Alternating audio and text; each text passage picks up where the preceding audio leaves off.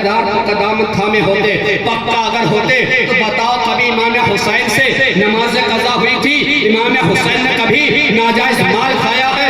مولا علی امام حسین ابھی بچپنے میں ہیں، نبی کریم صلی اللہ علیہ وسلم کے پاس ایک تشریف فرما ہے، اتنے میں ایک صدقہ کا کچھ کھجور لا کر ایک صحابی سے پیش کرتے ہیں، یا رسول اللہ یہ صدقہ ہے، اسے آپ بانٹ دیجئے۔ اتنے میں حضرت امام حسین چھوٹے تھے، ایک کھجور اٹھا کر اپنے منہ میں رکھ لیتے ہیں۔ میرے آقا نبی کریم صلی اللہ علیہ وسلم نے فرمایا بخ بخ اے حسین، ہم مال صدقہ کا نہیں کھاتے، یہ میرے آل کے لیے حرام ہے، صدقہ کا مال نہیں کھایا جائے گا۔ جب ایک کھجور امام حسین کو صدقہ کا کھانے نہیں دیے، زکوٰۃ کا کھانے نہیں دیے کہ مال حرام ہے، یہ میل ہے، اسے تمہیں نہیں کھانا ہے۔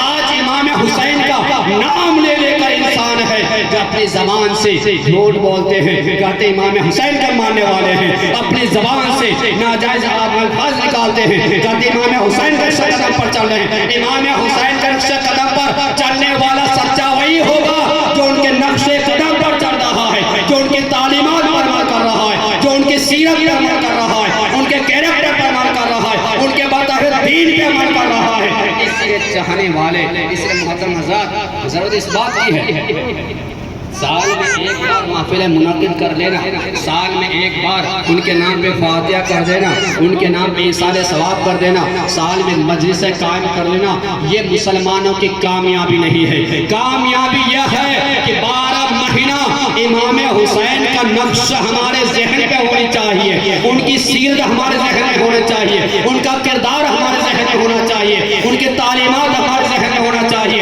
امام حسین کا نظریہ ہمارے سامنے ہونا چاہیے۔ امام حسین کا نظریہ کیا تھا اور یزید کا نظریہ کیا تھا، آپ کو یہ بالکل فائنل طور پہ ہمیشہ رہنا چاہیے۔ یزید سے جنگ کیوں ہوئی، یزید سے لڑائیاں کیوں ہوئی، امام حسین شہید کیوں ہوئے، امام حسین اپنے گھر والوں کو شہید کیوں کیے، اس کی وجہ تو یہی تھی، ایک ہی وجہ، یزید شراب کو عام کر رہا تھا، یزید بندروں سے کھیل رہا تھا، یزید تاش سے کھیل رہا تھا، یزید اپنی حکومت پر بیٹھ کر ناجائز کاموں کو انجام دے رہا تھا، یزید اپنی تخت پر بیٹھ کر ناجائز کاموں کو عام ہونے دے رہا تھا۔ ذمہ داری تو یہ تھی کہ ناجائز کرنے والوں کو سزائے دیتا، شرابیوں کو قید کرتا، بے نمازیوں کو قید کرتا، بے نمازیوں کو سزائے دیتا۔ اس کی ذمہ داری تو یہ تھی بندروں سے کھیلنے والے کو سزا دیتا، جلاد کے حوالے کرتا، لیکن یزید ان کاموں کو عام کر رہا تھا۔ امام حسین نے ایک نظریہ لے کر اٹھا کہ اے لوگوں، امام حسین کے رہتے ہوئے کبھی ناجائز کام نہیں ہوگا، میرے نانا کا جو دین ہے اس میں شراب نہیں ہے، میرے نانا کے ماننے والے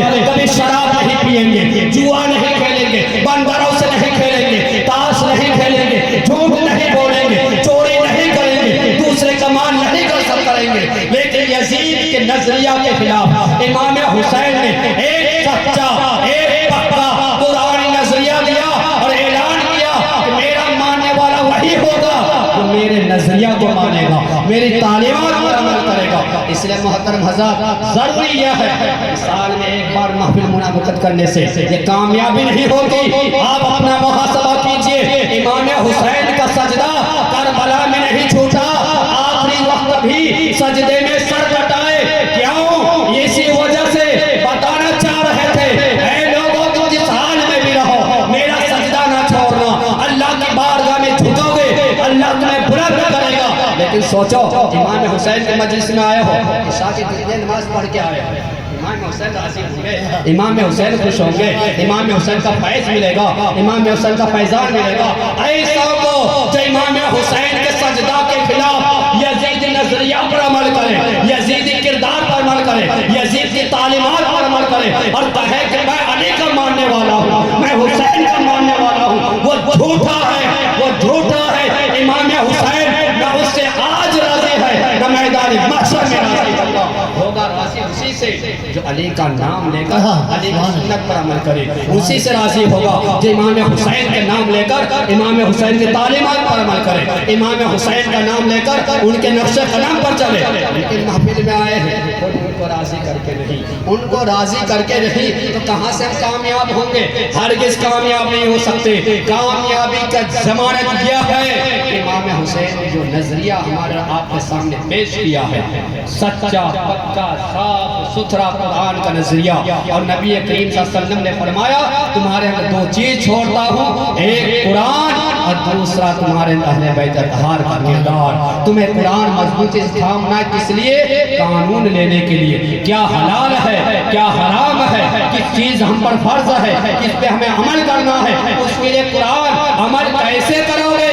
امام حسین کا کردار، ان کا طریقہ، ان کی سیرت، ان کا طریقہ جو ہمارے اندر ہونی چاہیے، تب جا کر ہم اسے مضبوطی سے تھام سکتے ہیں۔ تو محترم حضرات، اللہ تبارک و تعالیٰ کی بارگاہ میں دعا ہے کہ ہمیں محفل میں آنے کا مقصد ہمیں محسوس ہونا چاہیے۔ اگر تفریح کے لیے آئے ہیں، صرف ایویں رات گزارنے کے لیے آئے ہیں تو کوئی مقصد نہیں ہوتا ہے۔ کوئی کام آدمی کرتا ہے، عقل مند کام کرنے والا، آج کسان کھیتوں میں دھان لگا رہا ہے، اس کا مقصد ہے کہ ہمیں دھان کاٹنا ہے۔ کوئی آدمی دکان میں بیٹھتا ہے، اسے منافع کمانا ہے، پیسہ کمانے کے لیے، تجارت کرنے کے لیے۔ کوئی اسکول بچہ بھیجتا ہے کہ اسے ہمیں پڑھانا ہے، مقصد ہے اس کے پیچھے۔ اگر ہمارا آپ کا مقصد اس محفل سے صرف یہ ہے کہ رات بھر سن لیں، عمل نہ کریں تو بیکار ہے۔ ہمارا مقصد یہ ہونا چاہیے محفل میں آنے کا کہ امام حسین کے نقش قدم پر ہم چلیں گے، ان کے نظریہ پر عمل کریں گے، اللہ کو راضی کریں گے تو ہم کامیاب ہیں۔ اللہ تبارک و تعالی ہم سب کو امام حسین کا صحیح نظریہ سمجھنے، ان کے تعلیمات پر عمل توفیق عطا فرمائے۔ السلام علیکم۔